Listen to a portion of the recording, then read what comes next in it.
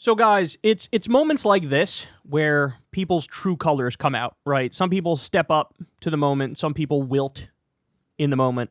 And of course, what we're witnessing is a fascist takeover of the US government, right? You have Elon illegally deleting government programs he doesn't like, hacking around, stealing our personal data, stealing our social security numbers.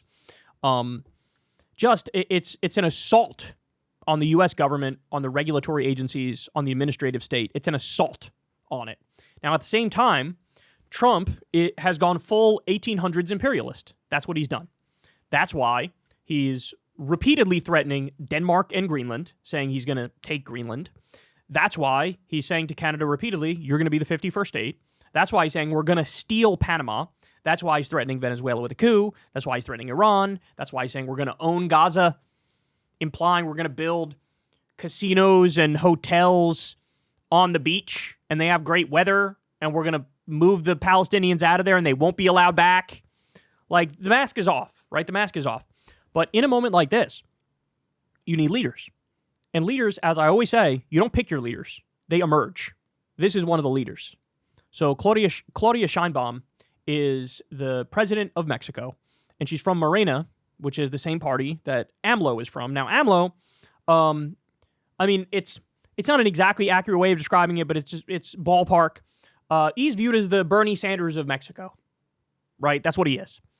And in the same way you say Jeremy Corbyn is the UK version of Bernie, and Lula is the Brazilian version of Bernie. Anyway, but Claudia is also phenomenal. And so she's already shown leadership a number of times. When Trump was like, oh yeah, we're going to rename the Gulf of Mexico to the Gulf of America. That's what we're going to do. And then she fired back and was basically saying like, yeah, I think we should rename like California or Texas Mexican this or that, right? I don't remember the specifics, but she's basically like, how about we name this American thing Mexican because it was ours originally, so fuck off, right? Just like not backing down. And for whatever reason, I don't know why, for whatever reason, Trump seems to respect Claudia. I don't know why, because she's repeatedly gone after him. And I guess it's one of those things where you punch the bully in the face and the bully's like, okay, all right, you got it, right? So, and she also was able to get him to back off his tariffs bullshit, and gave him like an option. Oh, I'll send 10,000 troops to the border to stop the fentanyl. And he's like, okay, great, awesome, I'll drop the tariffs. So anyway, she's already had some wins. But listen to this, bro. Listen to this. So they keep threatening an invasion of Mexico. They either boots on the ground, special forces, drone strikes, air strikes. Trump signed an executive order to designate the drug cartels in Mexico as terrorists. Well, the reason you would do that legally is to say, I no longer need Congress. If I want to go to war in your country, I can just do it. Because we have the authorization for use of military force from the War on Terror days. Well, now I just said the drug cartels are terrorists, so now I don't need approval. I can bomb you whenever the fuck I want to bomb you. That's why he did it. They are chomping at the bit for war with Mexico. In other words, they looked at a failed war on drugs and they said, I have an idea. We should wage a war on drugs. Oh, you fucking geniuses. Amazing. It's not like that was the exact thing that didn't fucking work for decades and decades. Anyway. But they're idiots. There's all this, more violence, more war, more, and it's also a racket, and it's very profitable for some people if you do that. Anyway, so here's how Claudia Sheinbaum reacts. Ready? Mexico's President Claudia Sheinbaum argues that if cartels are terrorists, then those supplying their weapons, over 74% of which come from the U.S., should be held accountable for aiding terrorism. In response, Mexico will expand its lawsuit against U.S. gun manufacturers. She also proposed a constitutional reform to impose the harshest possible punishment on foreigners involved in arms trafficking or any form of interventionism in Mexico, reinforcing national sovereignty against external interference. Bro, she pulled the Uno reverse card on him. So they're warmongering. They're threatening to invade Mexico. They're threatening to bomb Mexico. So her reaction to that is, hold on now. 74% of the weapons that the cartel has, it came from you assholes. And if you're saying they're terrorists, okay, well, then I guess you're materially aiding a terrorist group, so I'm suing you. So she's going after the U.S. gun manufacturers, waging a lawsuit against the U.S. gun manufacturers. And, as they point out here, wanted